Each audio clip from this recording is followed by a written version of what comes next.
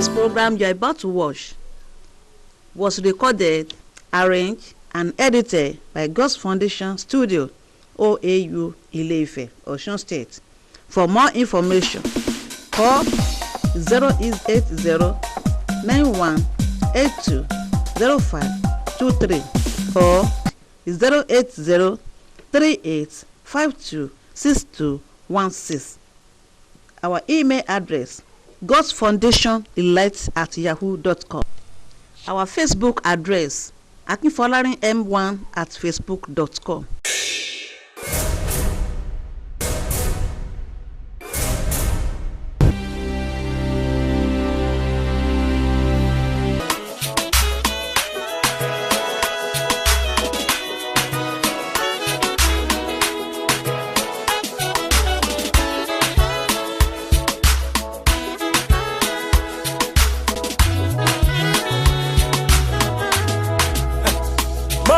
God, hallowed be the name. Faithful God, you are worthy to receive all the praise. For you alone, you're the air that I breathe, the song that I sing.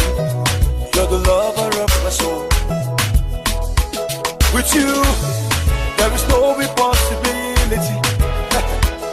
With you, I can move the mountain. Will surely come to pass. At the mention of your name, every knee must bow. Oh, unchangeable, reliable, only you can do what no man can do. Unchangeable, reliable, only you can do what no man can do. Everybody say unchangeable, reliable, only you can do what no man can do. Unchangeable, reliable, only you can do what no man can do. There is nothing, absolutely nothing. There is nothing impossible unto you. You give sight to the blind. No one can deny your greatness and your power. Make me just a wonder walking God. I can see you everywhere, touching everyone, removing every pain. Oh, there is nothing, absolutely nothing. There is nothing impossible unto you. Everybody unchangeable, reliable, only you can do what no man can do.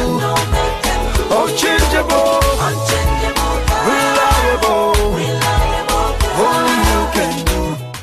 Distinguished ladies and gentlemen, may I request that we stand for the Vice Chancellor, the inaugural lecturer, and the registrar, please. Shall we all stand?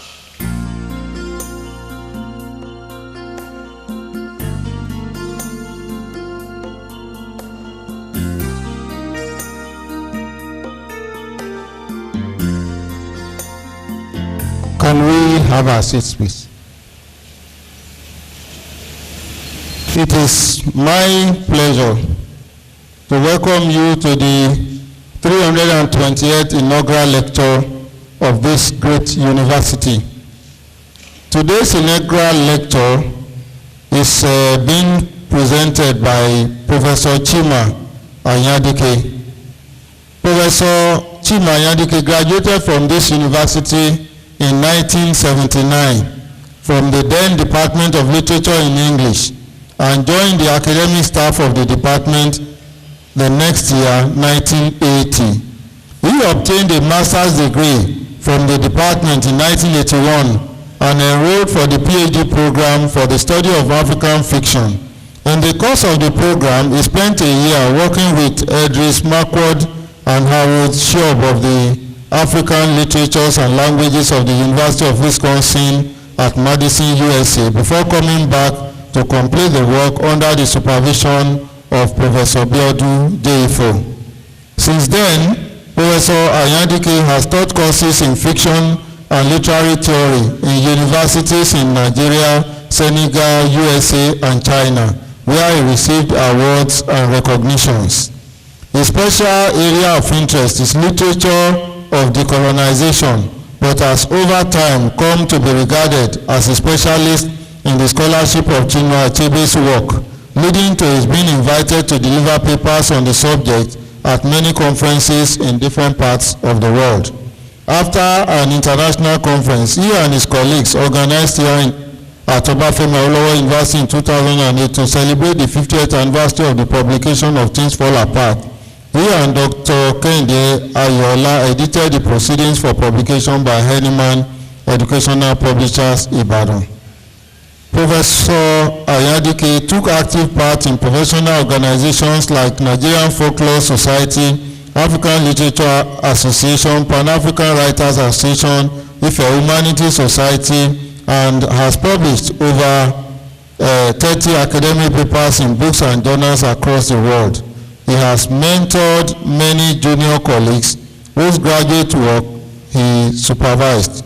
To date, he has supervised 3 PhDs, 23 Masters of Arts degree students, all awarded after oral examinations, in addition to over 60 undergraduate projects. Professor Anyadike is married to Dr. Adebisi Adewumi Anyadike, with whom he has raised their 5 children. His inaugural lecture today is titled Living Our Stories in Africa, Fiction, Fictionality, and the Wisdom of Uncertainty. I want to add here that this inaugural lecture is also historic due to the fact that this will also be the first inaugural lecture for our new registrar, Mrs. Margaret Omoshule. So I invite Professor Chima Anyadike to present his inaugural lecture. Prof.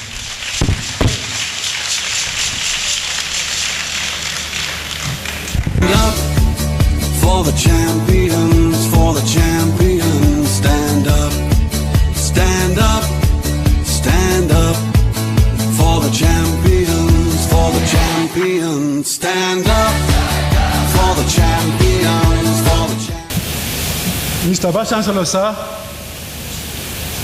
distinguished ladies and gentlemen, our individual and collective lives in Africa today are shaped in significant ways, not just by the nature of our natural and social environments, but also by the actions resulting from the stories we tell ourselves and the ones told or written by others about us and our continent. Wherever these stories originate from, gossip, folklore, history, newspapers, or social media, writers of fiction, their effects on us depend on how our minds have been trained to recognize and appreciate the distinction between stories that enhance our reverence for all human life through pleasurable entertainment and those that carry with them infectious germs of prejudice, hate, and exclusion. What is indisputable is that human beings create, read, and listen to stories which in one way or the other help to direct the course of their lives.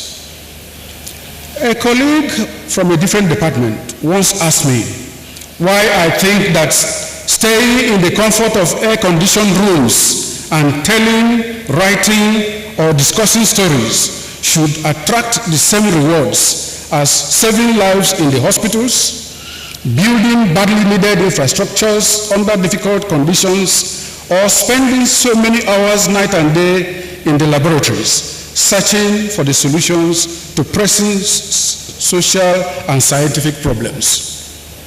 I simply said that I do not know of any reliable scale for measuring the values of different human occupations, especially as some of them, like housekeeping and raising children, however crucial they are for the society, do not attract any public reward. However, I went on to say that I consider very important for the society the fact that I work hard trying to impress upon many simple minds I encounter every day in the classrooms and elsewhere the necessity for their complete well-being that they acquire through the reading and study of stories from diverse minds and cultures, an attitude of mind that creatively responds to the complexity and diversity of human situations. Believing and acting as if the single story through which we see the world, however adequate we find it, is the only one for all mankind in all cultures for all time, limits our development and makes us full of prejudices and unhappiness. What is more, the more we read well-made stories from a variety of sources and cultures, the more we realize that as important as the comforts of technical civilization, good jobs, and healthy environments are, it is from good stories we may learn how to successfully free our minds from powerful impositions and oppressive relationships and cope with problems created by greed, dishonesty, jealousy, religious and social prejudices, and broken hearts. My experience teaches me that these noble values of stories are easier to inculcate in people with a positive sense of the cultural identities they would live their lives trying to develop. These are people capable of understanding the need to learn from how to retain some willpower to choose, reject, absorb on their own terms values that will be helpful for their authentic development as Africans. There are not many people like these in Africa, where for centuries a technically superior civilization, exploiting the human weaknesses we find in all groups, justified its conquest for expansion and for political influence and acquisition of natural resources, with stories of taking salvation to the benighted peoples of a dark continent, who were only fit as articles of trade. The result is that majority of Africans are today living lives, the core values of which cannot be described as African. It is often said that the major problems facing Africa are poverty, disease, and ignorance. One way of understanding why these problems are not being seriously tackled as is done in other places may be through a consideration of how African traditional conceptions about how to improve lives on earth through the powerful imagination of a relationship between the living, the dead, and the unborn was replaced by the fearful conceptions of last judgment, heaven, and hell. In this mix of diversions, transplants, and confusions created by the privileged positions of foreign languages, religions, and values, the people who can retain a positive sense of their identities have to depend on instinctual memories and exposure to folklore and humane experiences to continuously navigate and negotiate their way to an authentic African life. Only few of their representatives in African fiction have succeeded in that adventure. The body of work in which their stories are told constitutes the laboratory for me and my students, and is scattered among novels, novellas, short stories, science fiction, literary and online magazines and blogs, film and drama scripts. What is common to all of these stories is their origin in the inventive capacity of human creative imagination, which enables their creators explore in prose and through experimental human and animal characters themes emanating from facts and mysteries of human existence. Many people can tell good stories, but only a few can write good literary fiction. We have great storytellers and people like Abubakar Imam of the Ruwan Bagaja of 1934, one of the earliest examples of fiction in Hausa language, and still very popular today. Peter Mona, whose Igbo novel, Omeluko, published in 1932, won prizes. Dio Faguma, whose Yoruba stories are well known in Yoruba land. Amos Tutuola's stories, especially the Panwan Drinkard, published by Faber and Faber, London, 1952, and was so highly regarded by Chinua Achebe. Thomas Mofolo, whose novel Chaka, originally written in Sesotho, Said Ahmed Mohammed, whose contemporary novels in Swahili are widely appreciated. All these stories display some of the important elements of fiction. Themes we can relate to, characters brought to life by skills in the use of language and conventions, suspense and humor. Science fiction deserves a special mention. As earlier mentioned, it shares the same origin with all other forms of the human artistic endeavor, the creative imagination. What sets it apart is its basis in man's knowledge of science and technology.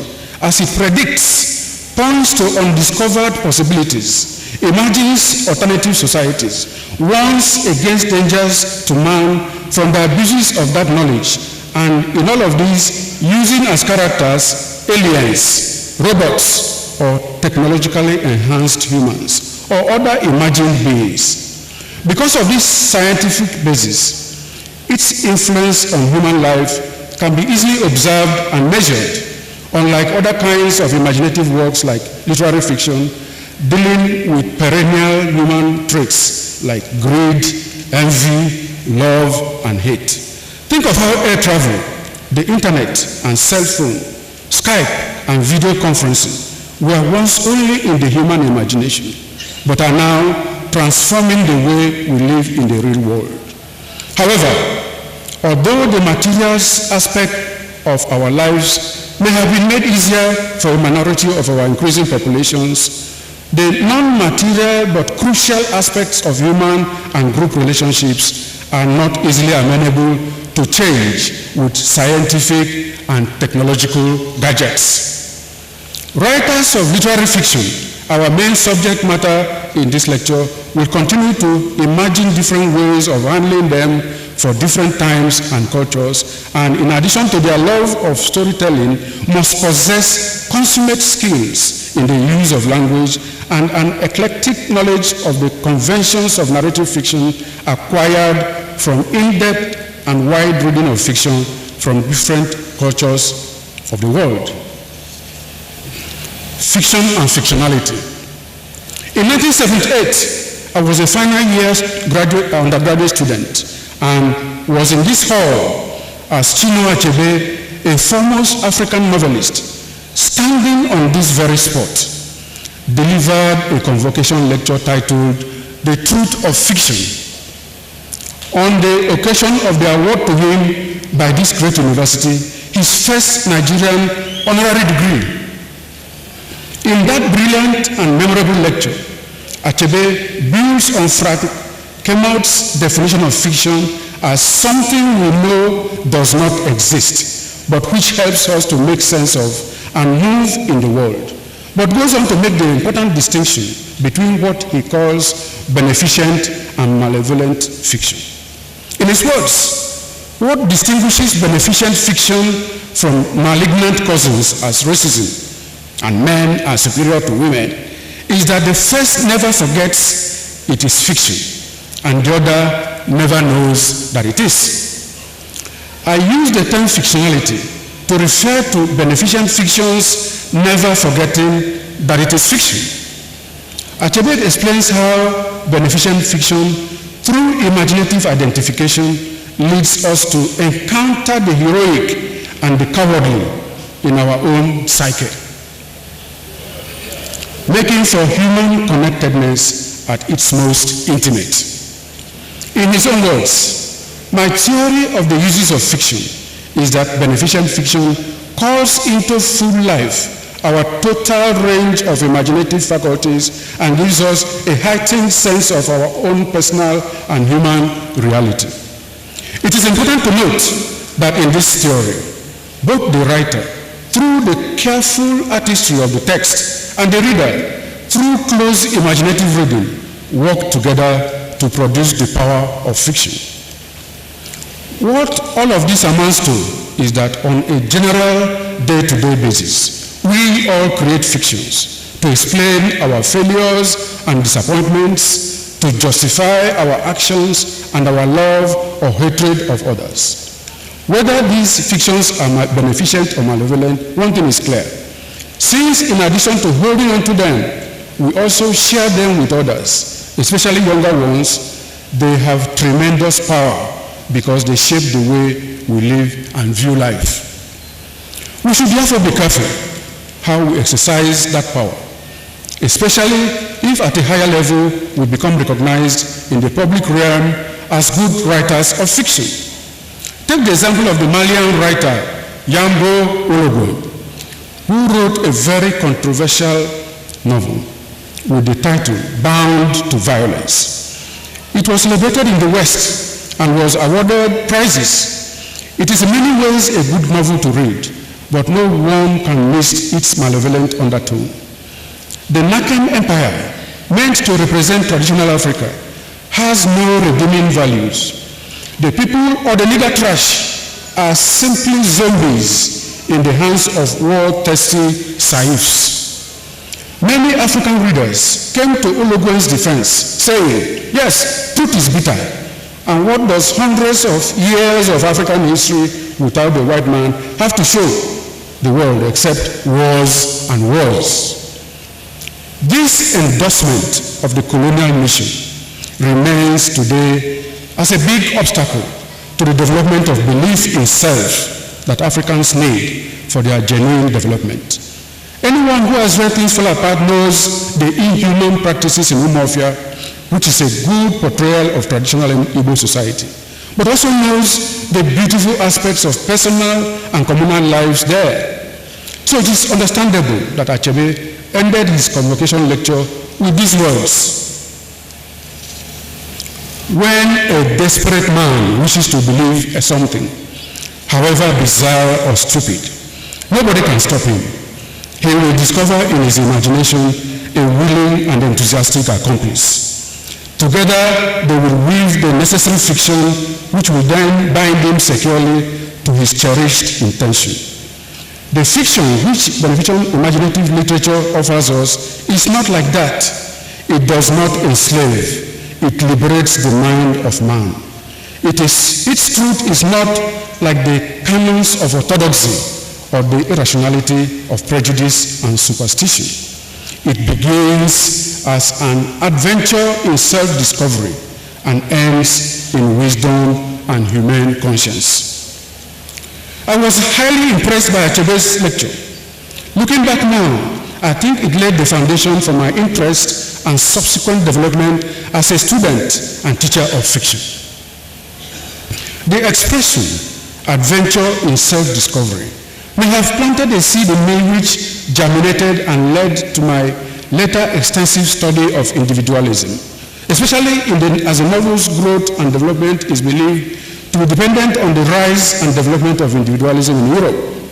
As I read and reflected on Achebe's novels, I saw how his idea of imaginative identification explains his creation of characters that came to life for his readers and admirers throughout Africa and the rest of the world. We are each of us in varying degrees and on different occasions. Okonkwo, Ezeulu, Obi Okonkwo, Odeli Samalu, and Chief Nanga. Perhaps not so well known are people like Beatrice of Antilles of the Savannah, who have taken the best out of white man's education, have remained connected to the best of their cultural traditions, and are quietly working to transform those traditions to meet the demands of the present time. It is in the anthills of the Savannah that Achebe awards the eagle feather to the storyteller in preference to those who make the events that the storyteller uses in his stories. We are told in justification that it is the story that outlives the sound of war drums and the exploits of brave fighters. It is the story, not the others, that saves our progeny from blundering like blind beggars into the spikes of the cactus fence. The story is our escort. Without it, we are blind. Does the blind man own his escort? No. Neither do we own the story. Rather, it is the story that owns us and directs us. Achebe, through the old man as the storyteller, then tells the following story to support this preeminent position of the story in our lives. I tell it here because it is very brief and because it illustrates the important point about fictionality and the lack of orthodoxy in beneficent fictions. Once upon a time, the leopard, who had been trying for a long time to catch the tortoise, finally chanced upon him on a solitary road. "Aha," he said, "at long last, prepare to die." And the tortoise said, "Can I ask one favor before you kill me?" The leopard saw no harm in that and agreed. "Give me a few moments to prepare my mind," the tortoise said. Again, the leopard saw no harm in that and granted it. But instead of standing still as the leopard had expected, the tortoise went into strange action on the road, scratching with hands and feet and throwing sand furiously in all directions. "Why are you doing that?" asked the puzzled leopard. The tortoise replied, "Because even after I am dead, I would want anyone passing by this spot to say, 'Yes, a fellow and his match struggled here.'"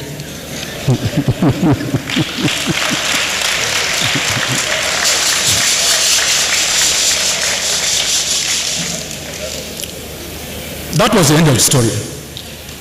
The storyteller in the novel ended with a comment to his listeners in this way: "My people, that is all we are doing now, struggling, perhaps to no purpose except that those who come after us will be able to say, 'True, our fathers were defeated, but they tried.'" Now, none of us here believes that what this story says about the leopard and the tortoise actually happened, such that, as may be the case in science fiction, we may one day see a tortoise scattering sand furiously in all directions. It is a fiction invented with the human imagination. The point about fictionality of fiction is its never leaving any doubts in our mind that its aspiration is not true representation of what happened in life, being mere manipulations of facts of existence for the special purpose of improving human life. Like the hypotheses that drive our scientific experiments in the laboratories as we search for solutions to problems, fictions may lead us to find a way to deal with human problems. And just like the solutions we discover are not true and adequate forever, even in similar situations, and can be replaced by new findings, fictions will continue to be written for contemplating changing realities. The problems of human life and relationships will continue to remain in different new forms in different circumstances. What is the purpose of this story? In the first place, let us note that the storyteller does not tell us whether the leopard went ahead to kill the tortoise. That is left to our imagination. What the storyteller is interested in is how we must understand that how our life story affects those who will leave behind is of primary importance. We can only take that away from the story if we imagine that the leopard went ahead to kill the tortoise. But since the story does not say that, we are free to imagine that, as is usually the case with the stories concerning the tortoise, it has once again outwitted its enemy, leaving it deflated by the possibility of people thinking that the tortoise is equal to the leopard. In that case, what we are likely to get from the story is how intelligence is superior to brute force. That if we think and act wisely, we may overcome our enemies and oppressors.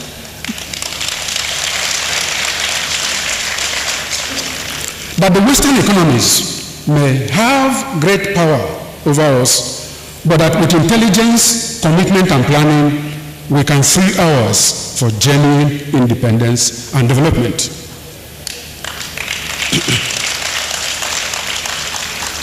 One reading of the story is as valid as other, so long as we derive relevant, beneficent readings from a piece of fiction. It is not wise to insist that there is only one certain true meaning of it. Indeed, in certain cases, the readings may contradict each other because of the paradoxes of human existence, which lead all good fiction writers, as James Wood puts it, to simultaneously enact and atone for the manipulations of fiction making in eternally dialectical contradictions. Let us take another very brief story, this time from a very different cultural tradition. Two traveling monks came to a ford in a river where a beautiful young maiden was helplessly waiting to cross.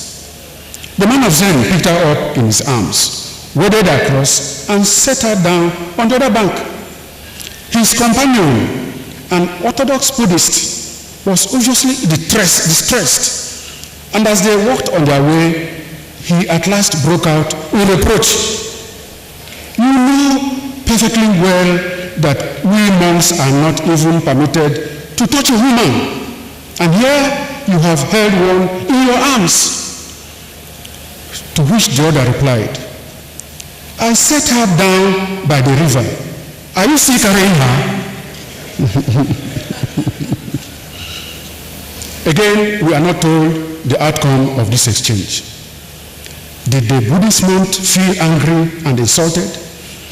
Did he brush off his friend's question and continue the journey with him in peace? Does the knowledge of whatever followed matter as we try to make something of this story? Is the point not that orthodoxy has its limits, that the spirit of the law should count more than the letter of the law? Yes, but who determines the limits? I leave it to you to use your different imaginations and moral sense to pursue the different possibilities.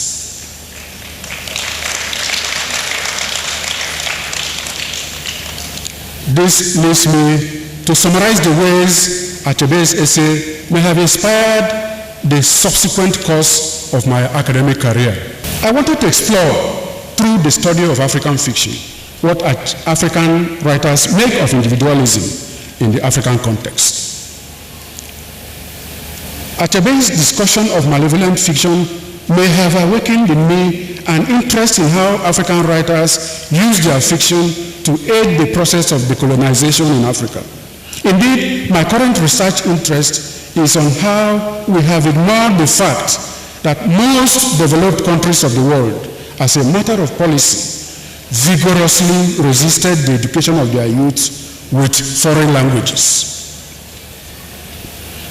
I wanted to find out what kind of wisdom Achebe thought a good novelist should strive to attain, in addition to the possession of the love and skills for storytelling and mastery of the language and conventions of fiction making.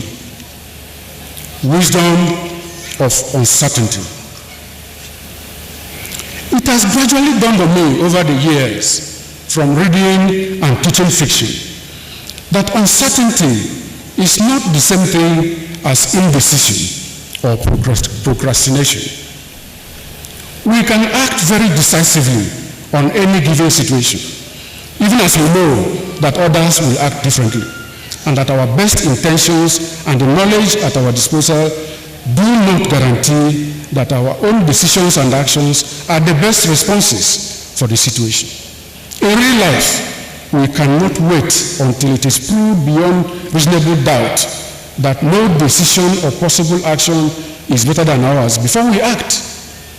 It is this uncertainty about the ultimate rightness of our actions that should endow them with some kind of manner, the language a peculiar tone, and the point of view a wider scope that in all are likely to disarm, if not convince others who disagree with us. In other words, it is wise to accept and be at peace with uncertainty. not only because it is inescapable in our lives, due to the complexity of the human person, the mysteries of life and death, and so much of the natural phenomena beyond human control, but also because it is necessary for the work of discovery and acquisition of knowledge. This acceptance of uncertainty, which I suggest can be sustained from the variety of exposures to beneficent fiction, with its multitude of characters and situations, has come to encapsulate for me important aspects of what Achebe referred to as wisdom and humane conscience. Research and publications. My PhD research topic was individualism in the African novel, a heuristic paradigm. My interest in individualism led me to Ian Watt's popular book, The Rise of the Novel. His submission in that book that the rise of economic individualism and the middle classes brought about by industrial revolution and complex changes in the social position of women, among other factors, helped the rise of the novel in Europe, led me to think of what kind of individualism we have in Africa. Reflecting on and comparing the African novels I had read with European ones, I had the initial impression that the creation of characters is based on different orientations. See how the community or society is suffering because of the activities of these individuals. So I set out to study the most important novels written in English across Africa. After an exhaustive study of the novels, I came to the following conclusion. The African novel aspires towards the union of true community and true individualism. The aesthetics whose guiding principle is growth through sharing is as different from personal development, may come to be one of the hallmarks of characterization in the African novel. The abortion of true individualism by combined effects of colonialism, capitalism, and its indigenous exploiter classes in the lives of characters like Ezeolu, Udomo, Ofeyi, Karega, and others testify to the pervasive power of this phenomenon on the mental structure of African novelists. If characters in the African novel live their lives in a world with a powerful reality of his own impinging on them, it is perhaps the African novelist's way of stressing the urgent need for Africans to lend their hands in the restructuring of the overpowering reality. In this way, the African novel is contributing to the search for a better way to develop human lives in Africa by imbuing that search with a sense of collective destiny.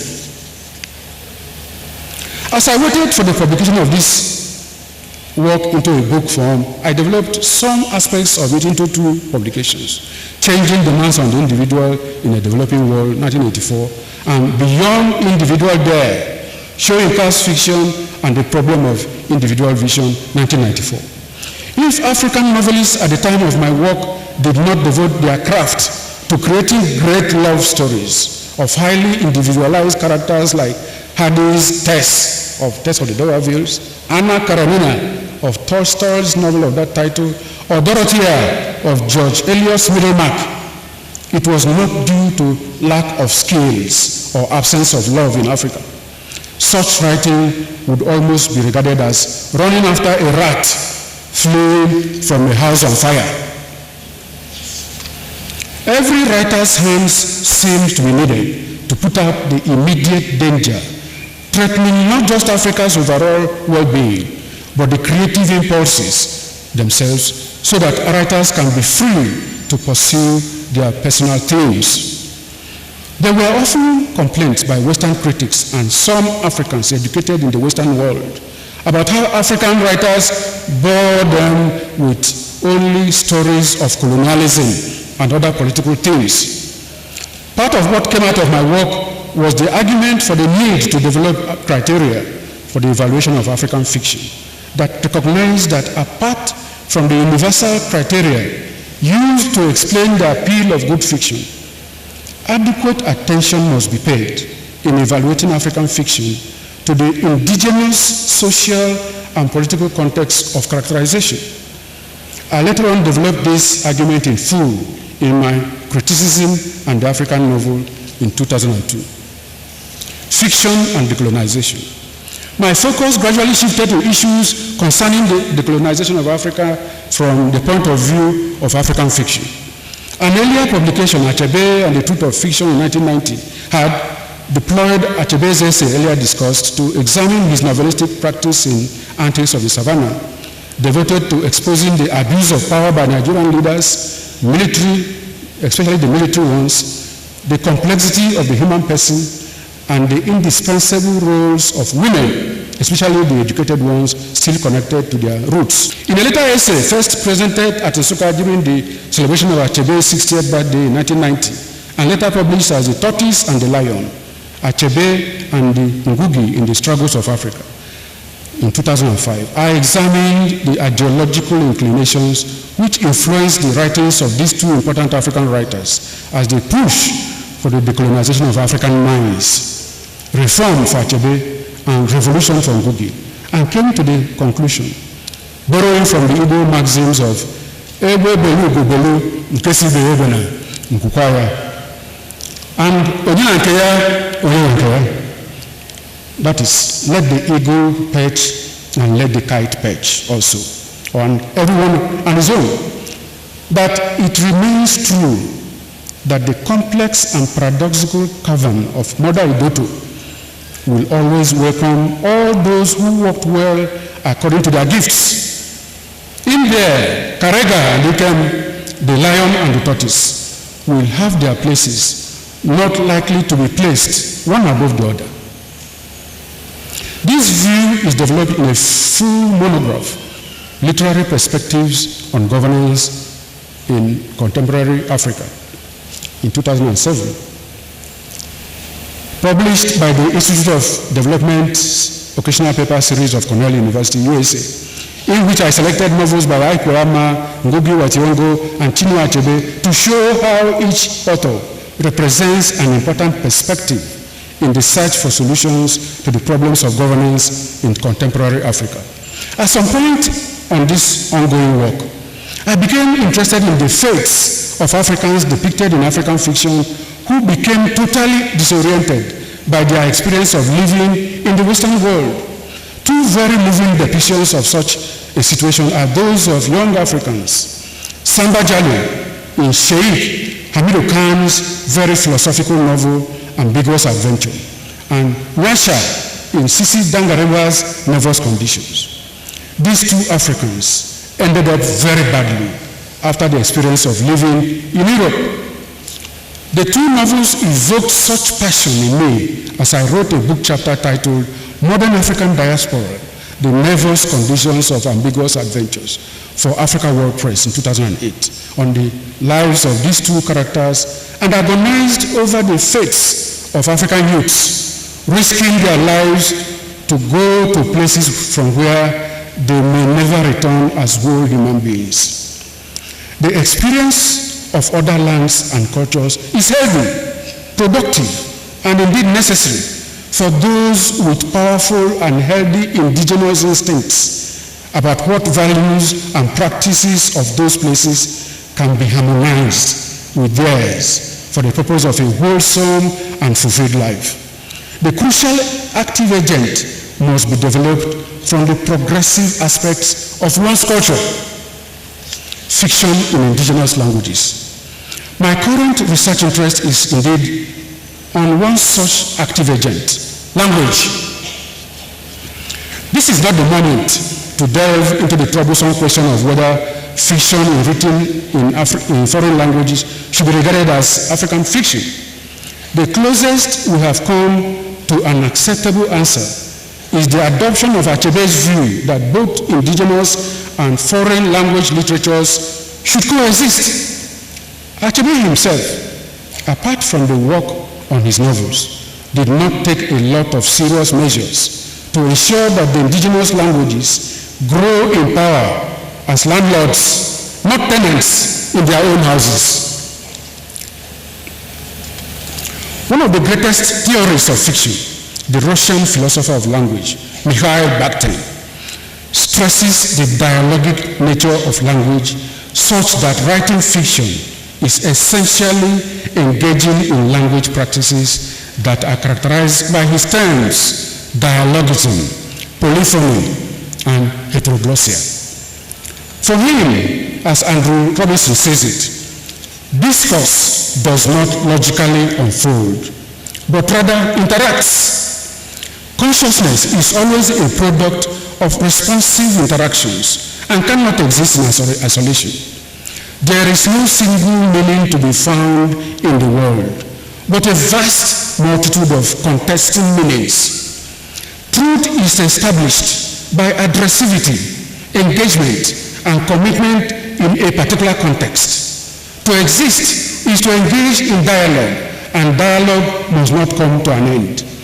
Humanity is fundamentally indeterminate and unfinalizable. People constantly struggle against external definitions of their thoughts and actions, which have a deadening effect on them.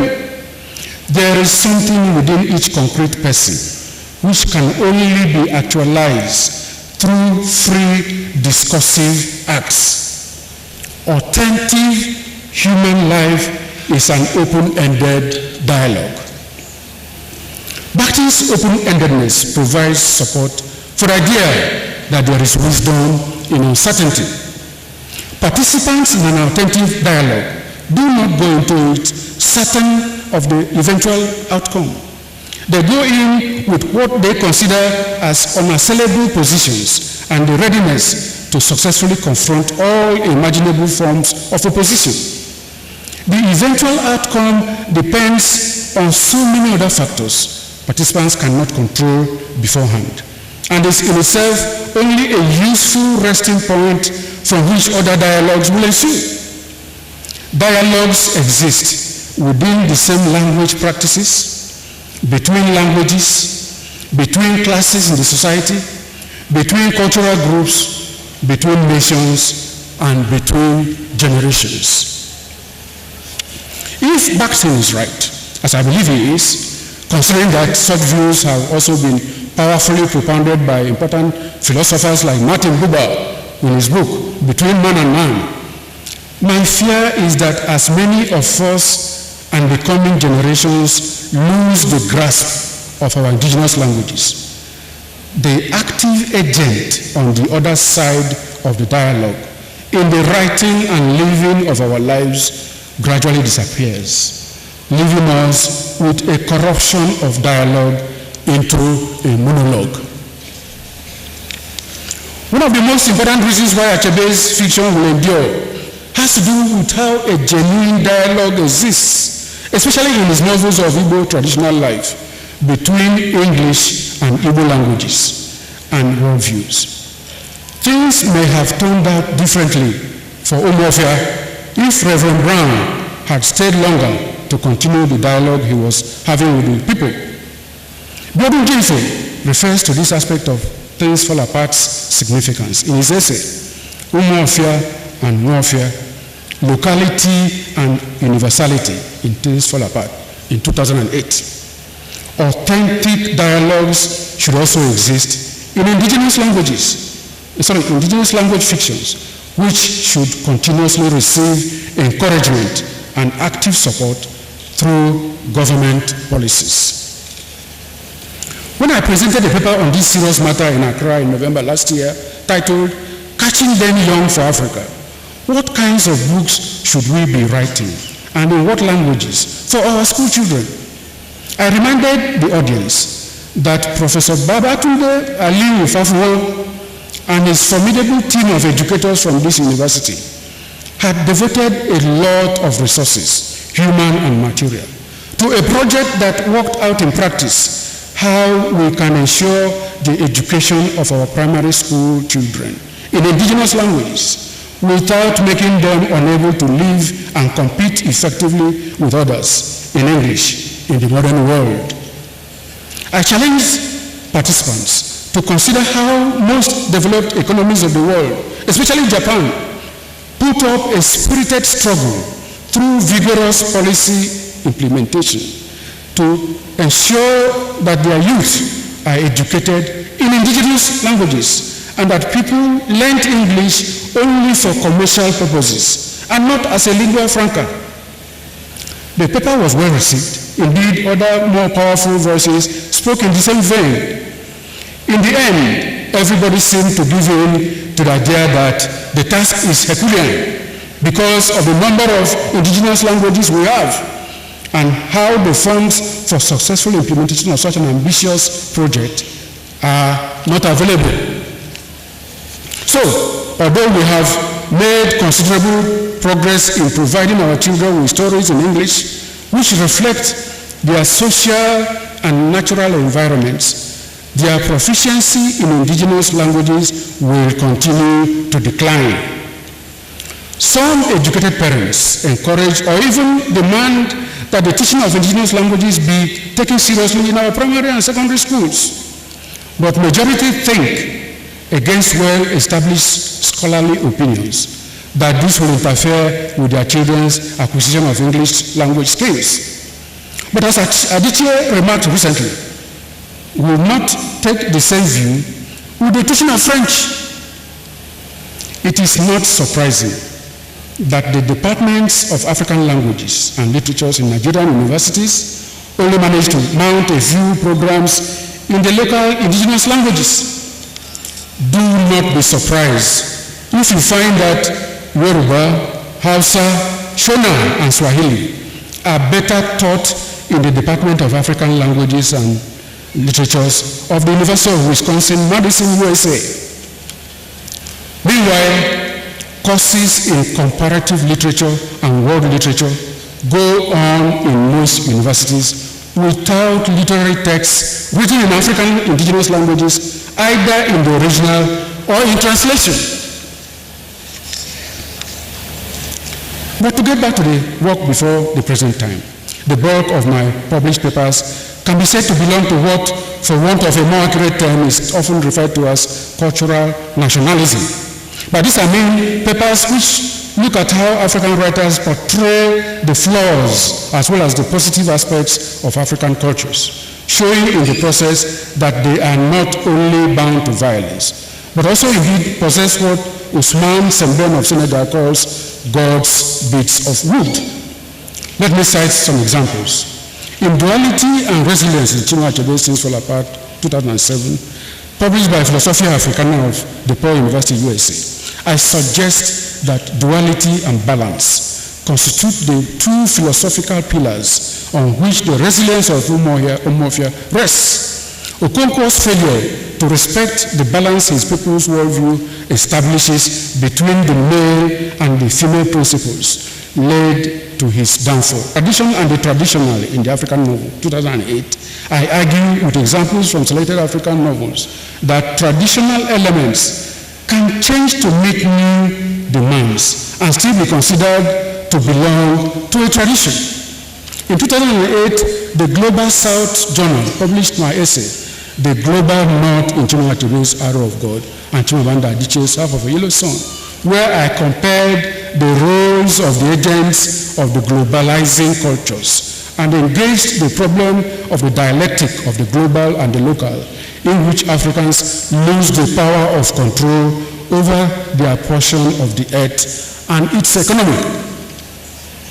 In another 2008 essay, One Against the Other, Conflict of Histories in Achebe's Arrow of God and Things Fall Apart, first delivered at Africana Studies and Research Center of Cornell University, USA, and revised for publication by the Ife Journal of History, I reaffirmed the authenticity of the Igbo culture portrayed by Achebe in his novels, and took a swipe at Yambo Unogwom's distorted image of African history, which supports the Africa found in Western literary texts like Joyce Carey's Mr. Johnson and Joseph Conrad's Heart of Darkness. However, I had in an earlier book chapter titled The Cracks in the Walls and the Colonial Incursion, Things Fall Apart and Arrow of God as novels of resistance, examine the Igbo contributions to its own enslavement without letting the colonizers off the hook. But just so that the argument in that essay is not understood to be strictures on the entire Igbo worldview, I continued the argument in an essay published by CBAC and titled History in Chinua Achebe's Arrow of God, where I argued that Umaro's submission to the Christian religion was not an admission of the inferior status of their religious beliefs, but a survival imperative. One of the important rhetorical tools of a good fiction writer is irony, and the Igbo principle which states that when something stands, another thing stands beside it in his novel. In 2014, I applied the knowledge gathered from such scholarly and field studies of pre-colonial African societies to the study of sexuality and religion in the writings of South African Zex Nda and Nigerian Chima Anyadike for a book chapter entitled Religion and Sexuality in Two Contemporary African Novels. I argued in the essay that the pre-colonial and traditional moral and religious orders constituted healthier contexts for women's sexual development and empowerment than the contemporary ones. During my stay in Peking University, Beijing, China, discussions with colleagues and students revealed that the traditional societies of Africa and Nigeria in particular, and those of China, have so much in common because of this worldly orientation of Chinese beliefs in the roles of ancestors, gods and goddesses, spirits and priests. That encouraged me to write an essay titled The Igbo and the African Worldviews in Chinua Achebe's Fiction, translated into Chinese and published in both languages in International Social Sciences Journal, Chinese edition.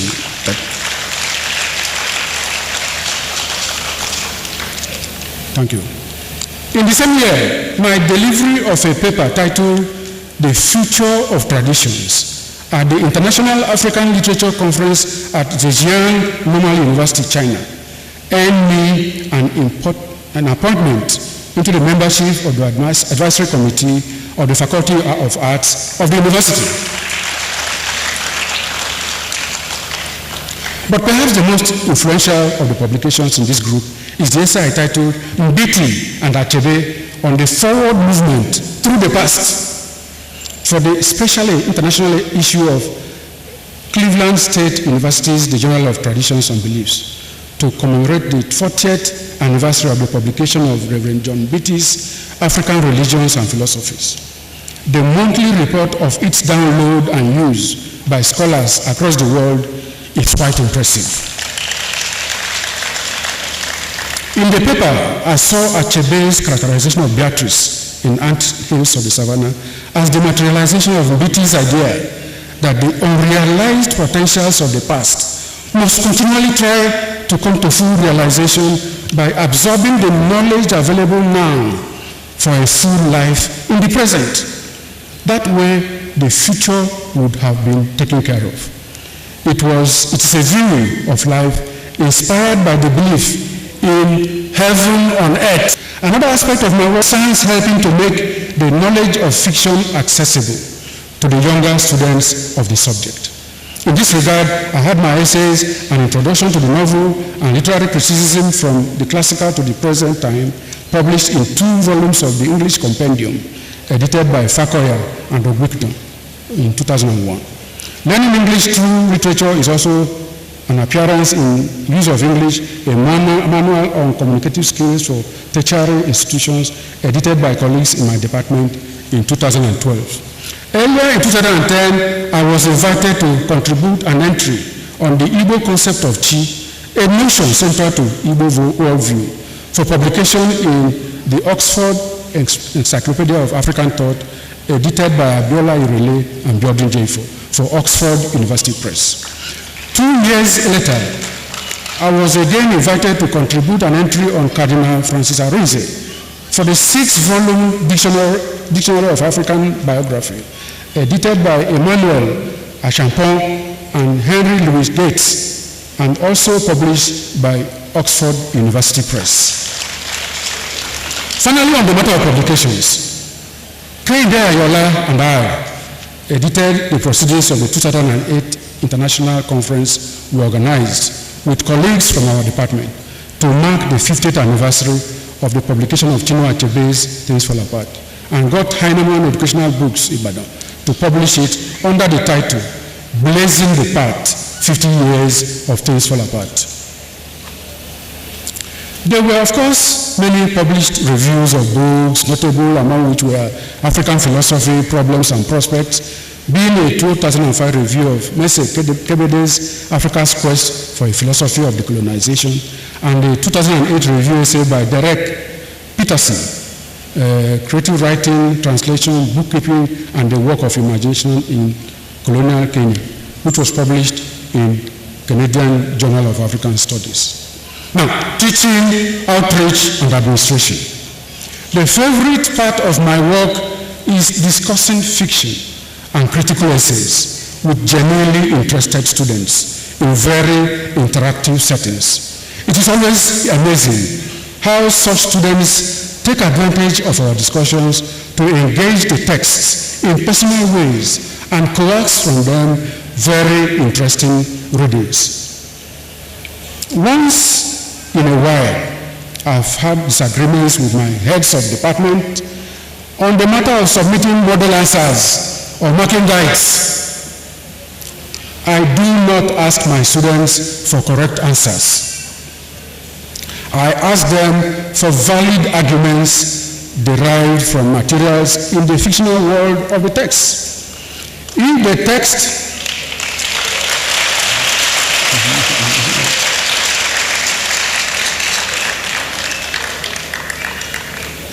the text is a good one, a reader may discover something new with each rereading, a special class of mine that will remain with me forever.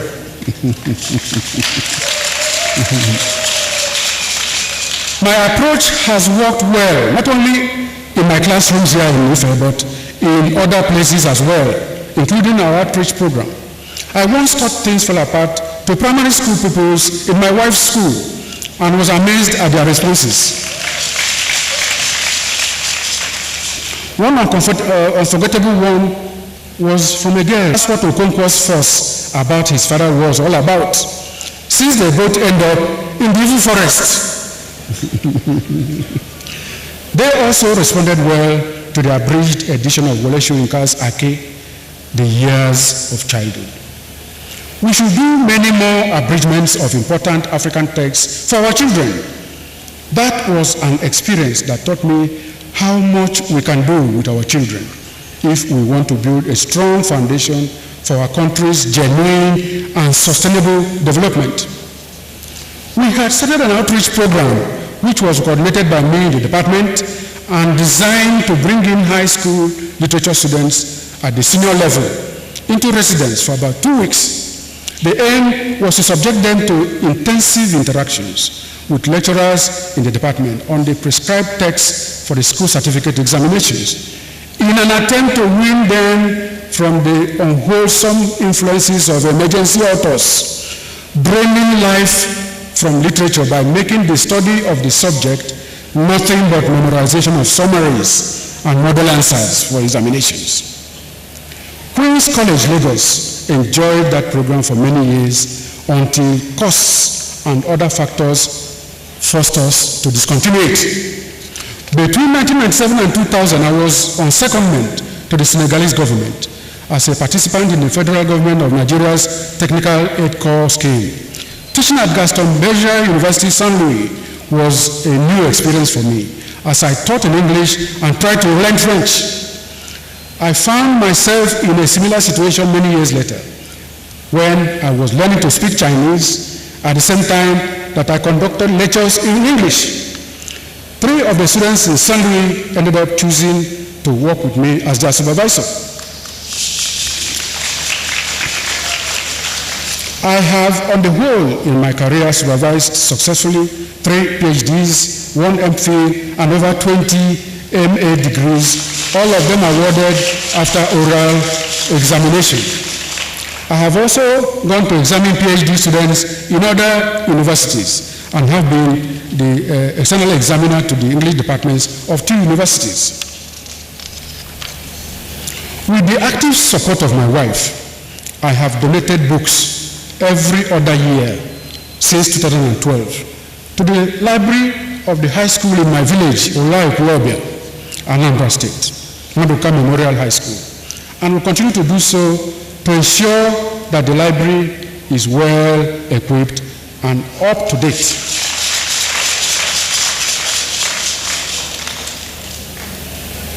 This has led to the conferment on me of a chieftaincy title, Obenibo I of Ekulobia,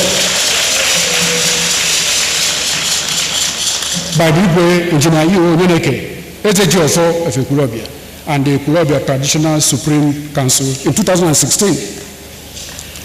A vice chancellor of this university some years ago asked me why it is that Ibadan, Nsukka, and Lagos universities are producing writers of note, and Ife is not doing so.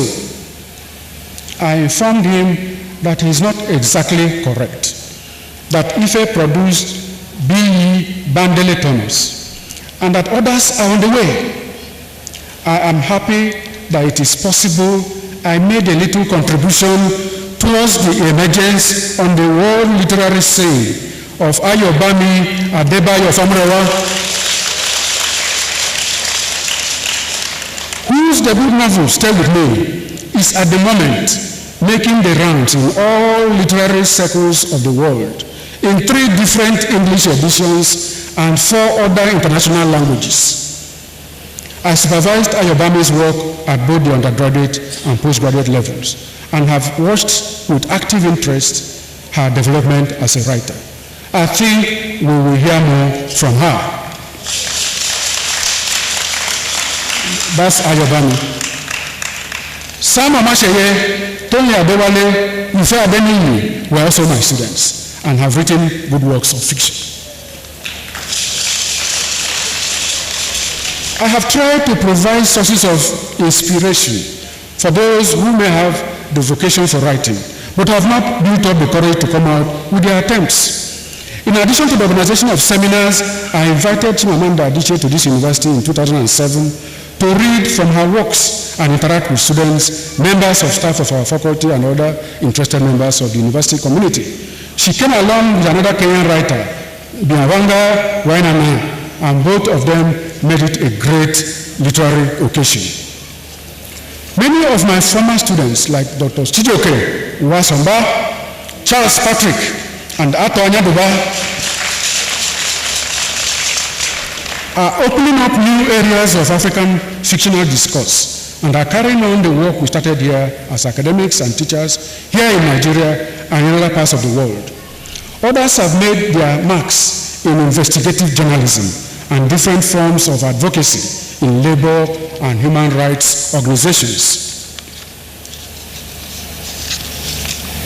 I spent 2 years teaching mostly African fiction at the Africana Studies and Research Center of Cornell University, USA, and during the period was invited to deliver lectures at other universities. In 2014, I attended a conference at China's premier university, Peking University, Beijing, on the language of African literature. After the conference, I was invited to come and spend a year introducing African literature in English, especially Achebe's works, to the graduate students in the Department of African and Asian Studies. I had a very productive year doing a lecture tour and attending conferences at other Chinese universities. When I returned to Ife, I started the teaching of translations of works of famous Chinese writers like Lu Xun and Mo Yan in my department. One of the factors that contributed to my joining the academic staff of my department in 1980 was the robust discussions we witnessed as students at our departmental seminars. It was always a feast on different, sometimes opposing ideas, defended with such passion by our teachers and other interested participants from everywhere. When I became the acting head of the department in 2012, I struggled, but with limited success, to recreate that very educational atmosphere. But I succeeded in setting up a postgraduate seminar room and supervising the university's setting up of ultra-modern language laboratories for the department. Summary and conclusion. Mr. Vice Chancellor, sir. Some people may ask if the powerful stories we live our lives by make us appear inferior to others or are not helping us to bring out the best that's possible from us, for us and our communities. Can we change them? And if we can, do we have the power and the inclination to do so? That is the crux of the matter. I have presented to this distinguished audience an account of how my professional career has been driven by the idea that the production, reading, teaching, and promotion of literary fiction is necessary for our educational development if we are to include in many people open, inclusive, progressive, and diverse views of human life. I tried to show that good works of fiction are not meant for the teaching of eternal truths, but on the contrary, are created to open up for readers the possibilities, complexities, even contradictions in the values human beings live by, and likely consequences of the choices made in the light of those values. Ayikoyama of Ghana is one writer who in many of his creative fiction has delved into Africa's long past and tries to connect what he found so valuable and humane there to the present time. Zet Mba of South Africa has done similar work. Each one of them, like Achebe, does not glorify Africa's past. I hope it was also clear from my presentation that one of my greatest concerns is how African voices are weakening and disappearing in the dialogues and polyphony of the language practices of fiction making in Africa because of the decline in the use of and competence in indigenous African languages. It is clear that the ideological orientations of entire educational systems need radical transformations. Schools should liberate us to understand what and how to learn from other cultures when necessary for the development of our own cultures. Is it an exaggeration to say that many departments of law, philosophy, and music, to take a few examples, in African universities, are still so beholden to the Eurocentric theories and practices of their disciplines? If the works of Thomas Mofolo, Peter Mwana, D.O. Fago flourished under colonial rule, does it not bother us that after 60 years of the so-called independence, that tradition of writing, rather than growing and waxing stronger, is only struggling to survive? The Onitsha and Kano market literature tradition is crying for modern day heirs. Those who are satisfied that African magic, gossip blogs, sensational journalism of the social media have replaced them have to explain how, leaving the question of values aside, these modern cyberspace phenomena cater for the masses of potential readers of fiction in shops without television, electricity, and constant source of data, not to mention those regularly traveling long distances on business trips. I also pointed out how science and technology, believed to be more exact than the arts because of their ability to repeatedly demonstrate the proofs of their claims, have not abandoned the uncertainty principle. Scientific studies and research continue to advance because scientific truths are provisionary and are capable of being overturned or modified. Science fiction therefore looks ahead through human imagination at all kinds of future possibilities, some of which are extremely impossible to us now. The truths which good readers absorb from good fiction, also provisionally, cannot be demonstrated as in science, but lie implicitly revealed through the depth and profound explorations of human behavior in the stories of good writers, and made manifest in the lives of good readers.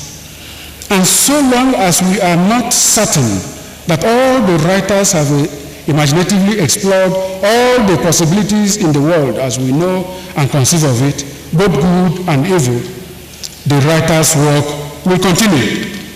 A profound sense of uncertainty about what could happen would therefore appear to be an indispensable motivation for work.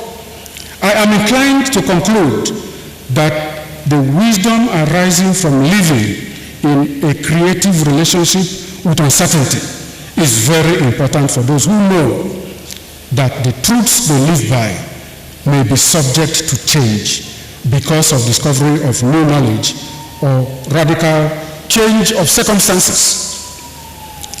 Are increasing numbers of people not now convinced that men are not superior to women, that the white race is not created superior to the so-called colored and black races?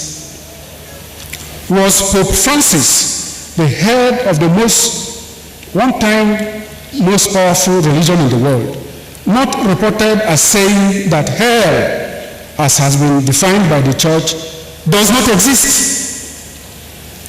Is same-sex marriage, once considered a perversion of natural law, not now accepted by many religious leaders and legalized by many countries of the world? I am not certain that the world is coming to an end because of these developments. I have one little final story. But before I tell it, please permit me to use this opportunity to say thank you to a few people.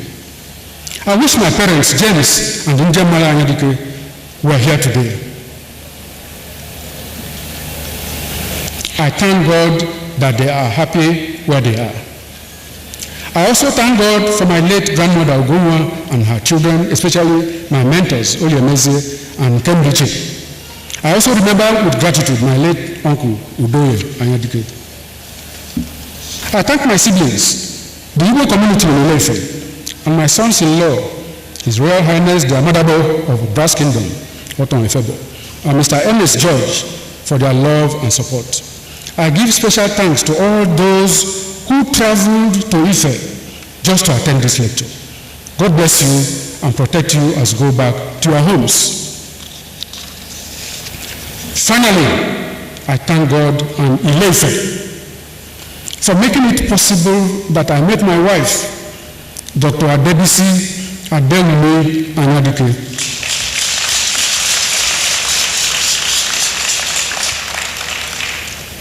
A woman of substance and an intellectual in her own rights, a true companion and soulmate, who most of the time brought in sunshine as we developed our careers and raised a happy family.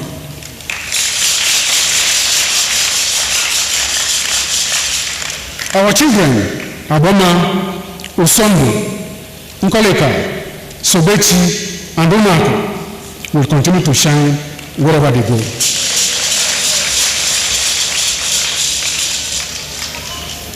And now to my concluding little story. A blind man had not seen for some time his friend of many years who lived a few blocks away. He had learned to visit this friend if he had to by feeling his way during the day. So this day, he set out for his friend's house. It turned out his friend had been very sick. That made him spend more time than he should have, considering that it was getting dark outside. But when he insisted on going home, his sick friend, too sick to take him home, lighted a lamp and gave him, saying, "This lamp is not for you, but to prevent others from bumping into you as you feel your way home." Not long after the blind man left for home, someone bumped into him and he shouted at the fellow, "Didn't you see my lamp?" And the fellow informed him that there was no light in his lamp. Mr. Vice Chancellor, we are groping and searching in one aspect or the other in our lives on the way home. If by any chance I have lighted any lamp for anyone in this hall, let the person please understand that I am uncertain that the lamp will provide light when it gets dark on the way home.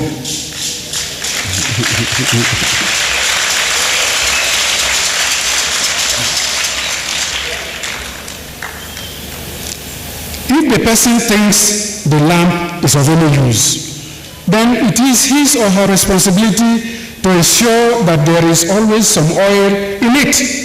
If many lamps provide light because they have steady supply of oil, we may see the obstacles clearly, and in struggling together to remove them, may live with happier and more dignifying stories in Africa.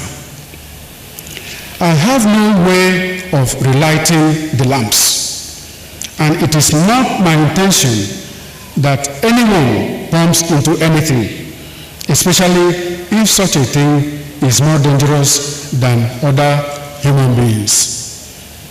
I want to thank you very, very sincerely for coming.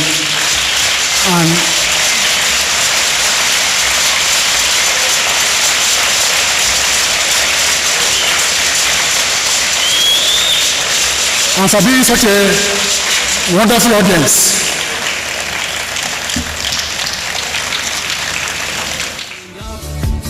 For the champions, stand up, stand up, stand up. For the champions, stand up. For the champions, stand up, stand up, stand up. For the champions, stand up.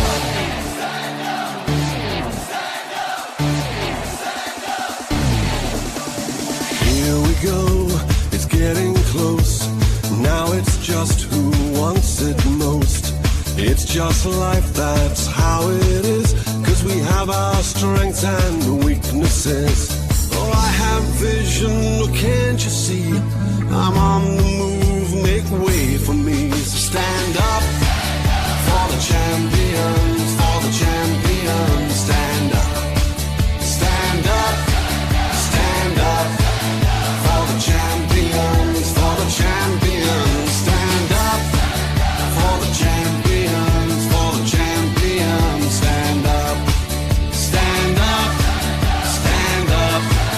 For the champions, stand up.